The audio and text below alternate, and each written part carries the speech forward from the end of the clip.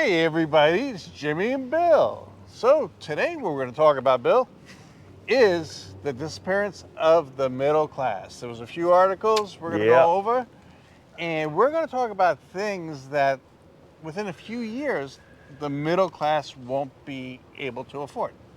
I'm talking about, it's another article, and I'll try to post the original articles below, but they're saying things are going to change big time for the middle class. So the first part of this video we're going to go over is things that people will not be able to afford, say within 5 years, the middle class. Then we're going to talk about the next article that says, hey, what is middle class these days? Okay, because they did a survey. It was a Wall Street Journal article. And it was pretty good. So in the meantime, if you guys like these kind of videos, do me a favor, consider subscribing. It really helps out the channel and it's greatly appreciated. All right, so I'll start it off. The first one, they said 7 things the middle class won't be able to afford in the next 5 years. The first one, extended family trips. Yeah, I guess depending on what's an extended family trip. But so let's call it what, more than a week? Yeah, so more than a week. You know, you have, say you have 2 or 3 kids and you want to go on a trip to Europe. People aren't, the middle class aren't going to be able to afford that. You're talking about thousands and thousands of dollars. You know, one of my cousins, he's been traveling Europe and it's probably going to, it cost him over 100 grand. I'm telling you, he's going everywhere. How long's he been traveling Europe? 6 months now? Okay. That's a little excessive. Let's look at... Well, that's extended. That's an extended trip, geez. Let's talk maybe more like a 2-week trip, you know? All right, 2-week trip. Let's call it a 2-week trip or a 4-week trip max, you know, because 2 weeks, you know, you got to figure your travel time to Europe. You know, that's a relatively long flight. You know, so you're going to be a little jet lagged too on day 1 and kind of getting back into the swing of things. Yeah. So, you know, you got a couple, that doesn't leave you too much time. A trip to Hawaii, I looked at it real quick too. Well, that's super expensive. Yeah, it was still costing me $15,000 for 11 days. Yeah, oh, it's expensive. And the tickets for me to go to Greece this year were almost 2 grand a pop, so me and Tanya is 4 grand alone. Right, that's just for your flights. Just for flights, yeah. Flights are outrageous. We went to Peru and we paid almost $1,000 for our tickets, and that's, you know, obviously that's not that far.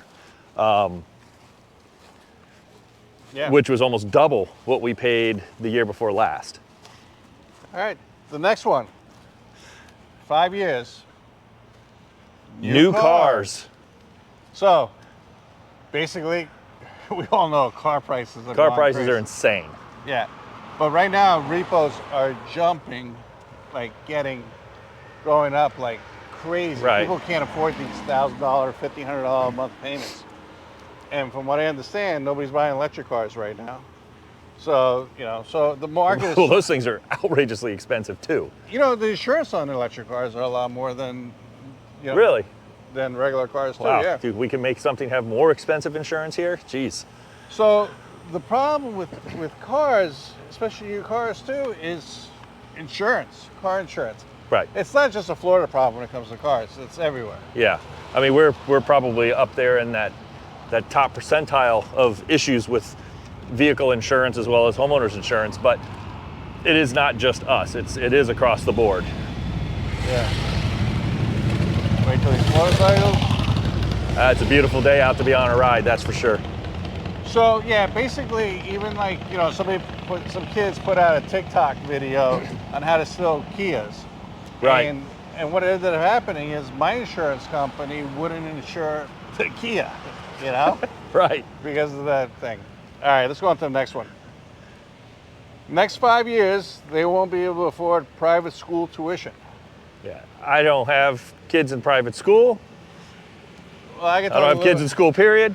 But I do have friends with kids in private school, and that's getting more and more expensive, not only the tuition, but then all the extra activities and, you know, and things like that, you know, they're, you know, required to do, depending on the school that they're in. It's definitely going up, up, up, and up. Oh yeah, there's some private schools. They're building a bunch of private schools right by my house. And, you know, I don't know I don't know this firsthand knowledge, but they're saying it's about $6,000 a month to send. Woohoo! I mean, $6,000 a year. Sorry. Okay, I'm like, whoa. $6,000 a year to send a kid to a private school, Okay. which is kind of high. Yeah, for sure. All right, you can talk about the next one. So home ownership and real estate. That's a hot topic. So obviously, prices have jumped so quickly, over the last couple of years. It really does push out people potentially.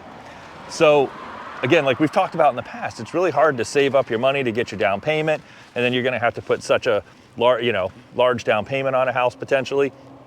It may be out of reach for a lot of people, but we can only hope that things start to stabilize and cool, whereas we're not going to have the equity growth that we had, which will help salaries catch up with the equity growth, the massive equity growth we had over the last couple of years. And that's really what we need to have happen.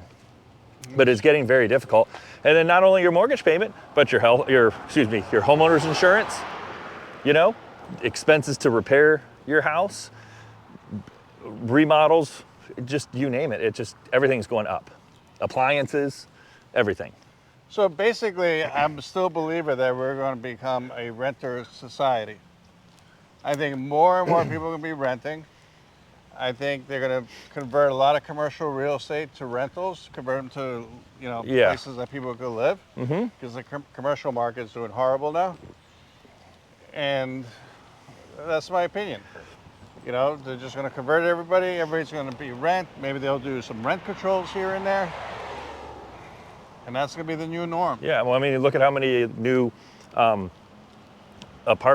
rental apartments are coming online just in our area. Now, we didn't make the top 10 according to another article that just came out in the last day or two. But we're right up there in that. We're on the list with how many in our Tampa region here, how many thousands upon thousands of new apartment units are coming on board. Was Texas number one? No, let me see here. I missed. They were up there. It was like Texas. Yeah, I think I read the same article. Let me see here. Some areas of Texas and everything. Yeah, we're kind of like middle of the road with, I think it was 6,000 and change new units with 15,000 slated. Wow. All right, next one. That's a lot. Leisure and travel in retirement. I know a few people that are retired. Yep. And they're like, yeah, we're not going anywhere this summer, because these people are opposite of snowbirds. When it's hot, they want to get out and go north. Yeah. Because our summer is like everybody else's winter. Right. North, so they're like, okay, we're going to leave and actually go someplace that's cooler. But a few of them told me with the cost of everything and inflation, it's not happening. Right. They may have to go every other year because they're on a fixed income because they're retired. Yeah, so in the next 5 years, I think that leisure and travel and retirement is going to dwindle quite a bit. Right. All right. The last one was safe investment for retirees. So I got what it said because I was trying to figure out what they were talking about. The concept of safe investments also might change. Traditionally, bonds and fixed incomes have seen as a cornerstone of a retiree's portfolio, providing both income and stability. But if those aren't making enough money, then people might go into more riskier things. So in the next 5 years, I found that one interesting because maybe people would take bigger chances to make more money just to make ends meet. I guess, for me, I think some money is better than no money versus losing what little money you have, so sticking to that safer, especially because, you're retired and you might not necessarily have the ability to make more money, or go out and earn, to recoup your fees or the money that you lost in those riskier ventures. So, that might be a difficult thing, but this is, why different types of investment or people purchasing homes and things like that, if you can avoid it, if you can avoid it, putting it into risky. You might take you 10 or 15 years to make money, but planning ahead if you can is a good idea. All right, let's go into this article from the Wall Street Journal, and you go ahead and read the first couple of paragraphs. But basically, the title of it is "How Americans Define Middle Class Lifestyle and Why They Can't Reach It." It's a pretty interesting article. Yeah, so a poll from the Washington Post finds widespread agreement among Americans on what it means to be middle class. Just over a third of U.S. adults have the financial security to meet the definition, according to a post-analysis of data from the Federal Reserve. Americans also underestimate the income required for that lifestyle, suggesting that the population imagine of middle-class security is more of an aspiration than a reality for most people. All right, so let's stop there for a second. Let's talk about that. All right, so basically, I think a lot of people do have misunderstanding about what middle class is. The middle class of today is not the way middle class used to be just a decade ago. Right. You know, so middle class a decade ago, you know, everybody's saying, okay, I have a secure job, you know, I have 2 cars, you know, I could go on my 2-week vacation. Right. You know, things like that. But that's all changing. So about 9 in 10 U.S. adults said that 6 individual indicators of financial security and stability were necessary to being part of the middle class in the Post poll. Smaller majorities thought other milestones such as home ownership and a job with paid sick leave were necessary. That's what we were just talking about. Right. So now, let's talk about... Yeah, so in this, so it takes, what does it take to be middle class according to this article? It says, which of the following do you think Americans need to be considered as part of middle class? So a secure job ranked right up there at 93%. I see that. Which makes total sense, right? Yeah. Ability to save money for the future was 91%, right up there again. So that makes sense. So you're earning enough money to where you live your lifestyle, you pay your bills, food, essentials, things like that, some vacations, and you still have the money to put into savings, you know, or 401k, whatever you're investing in, right? That you're a nest egg so that you have reserve funds for an emergency. But yet you could still live your lifestyle. That would be my definition, I think. Yeah, no, of being able I to save agree money. And I agree with that. To be considered middle class, I consider, you know, that one, you know. Right. I agree with it. So the next one was the ability to afford an emergency of $1,000 without going into debt, meaning you don't have to put it on a credit card, according to the article. Yeah, so, you know, I want to talk about that one. I'm a true believer that if you have an emergency of $1,000, say your water heater breaks or something, and you have to put it on a credit card, and I'm not talking about putting it on a credit card that you're going to pay it off at the end of the month. Right. Like I would. Like if I went to Home Depot to buy a water heater, I put it on the credit card and then pay it off at the end of the month. Right. But if you're going to put it on a credit card... Because you don't have the $1,000. Because you don't have $1,000 and you don't plan on paying it off at the end of the month. Right. Then I agree with that concept that you're not middle class. Exactly. Exactly. And then ability to pay bills on time without worry was at 90%. So just my bill comes in, I make a payment and I don't even think about it. I don't have to check my bank account. That's the way I read that. Does that make sense? That makes total sense. Like auto withdrawal, stuff like that. Yeah, everything's just set up. I don't care. It is what it is. I don't look. The bills go out. That would be awesome. Yeah, so if you really can't do that, if you're like, okay, wait a second, the 15th is coming up and the electricity bill's gonna come out. Right. Let me see, or let me not go out to eat. Exactly. Exactly. You know?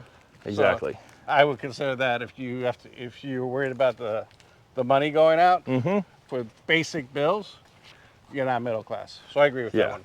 And then 87% stated ability to retire comfortably. But what does that mean? Yeah, That's a hard one. That's kind of ambiguous for sure. Like retire comfortably. Well, 87% of people in the survey said in order to be considered middle class that you could retire comfortably. Yeah. But you could retire comfortably with $30,000. It depends on how you live. Or Right. if you live really rich, you might need $5 million to be comfortable. Yeah, that's what I mean. It's kind of like what is comfortable for you. I don't know. I think comfortable would be, again, you don't have to worry about your bills every month. You know, you may have to tighten up a touch and not be so frivolously spending, perhaps, but you know, at least you don't have to think about where your money's coming from next. What's the next one on that? So the next one kind of skips back out of the retirement thing, going to having a job with paid sick leave. Well, yeah, I mean, which most 73%. Most jobs have that. I mean, yeah. I don't know of any jobs that W-2 jobs that don't have. Right.